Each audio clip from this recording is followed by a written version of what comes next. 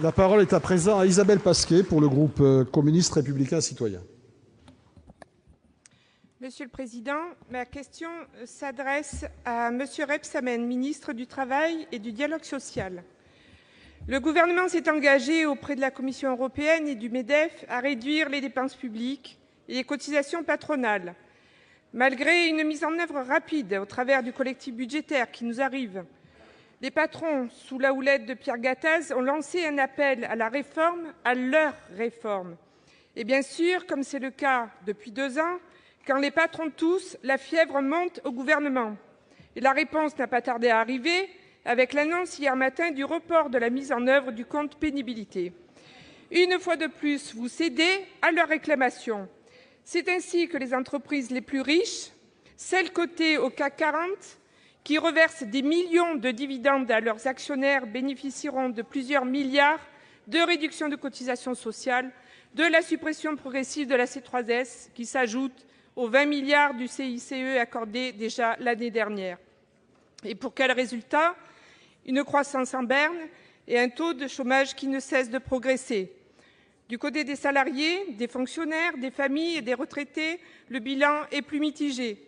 Ratification de la nouvelle convention d'assurance chômage qui précarise un peu plus ceux qui peuvent y prétendre. Autorisation de licenciement économique, même pour les entreprises qui reversent des dividendes. Instauration d'une taxe sur les retraites censée financer la perte d'autonomie. Maintien du gel du barème de l'impôt sur le revenu. Allongement de la durée de cotisation pour bénéficier d'une retraite à taux plein. Gel des pensions de retraite et de l'allocation de logement familial. Les classes moyennes et populaires qui voulaient rompre avec l'esprit du Fouquet's et qui ont cru en celui du Bourget font leur compte.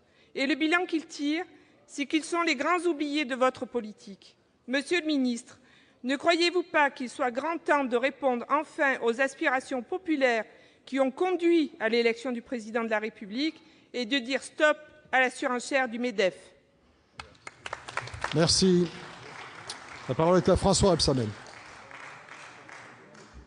Merci, Monsieur le Président. Madame la sénatrice Isabelle Pasquet, vous dire d'abord que, non, conformément à ce que vous venez de dire, le gouvernement est très attentif au pouvoir d'achat des plus modestes. Et il suffit de rappeler les mesures du PLFR et PLFSS qui va vous arriver, qui va arriver au Sénat dans quelques jours. 3,7 millions de foyers fiscaux modestes bénéficieront en septembre d'un allègement d'impôts. 1,9 million de foyers fiscaux cesseront d'être imposables ou éviteront de le devenir. 1 milliard d'impôts en moins, c'est 1 milliard d'euros de pouvoir d'achat en plus, je voudrais le dire ici. Et dès le 1er janvier 2015, pour plus d'un salarié sur 3, ceux qui touchent moins de 1 500 € net par mois, leur salaire net augmentera grâce à une baisse des cotisations sociales. Ça représente 500 € net supplémentaires par an pour un salarié payé au SMIC, soit presque la moitié d'un 13e mois. Et donc, vous le voyez, ce gouvernement est à l'écoute des plus modestes et des plus précaires. Et puis, non, Madame Pasquet, je voudrais vous le dire, il n'y a aucune volonté de céder à quelque diktat que ce soit. S'agissant du compte pénibilité que vous avez évoqué, je veux le redire ici clairement. Il n'y a pas de report de cette grande avancée que constitue le compte personnel de prévention de la pénibilité pour les salariés, pour les travailleurs. Il s'appliquera et il ouvrira les droits au 1er janvier, 2015. Ce que le gouvernement a souhaité, c'est que la mesure soit effectivement applicable et mesurable pour profiter aux salariés eux-mêmes.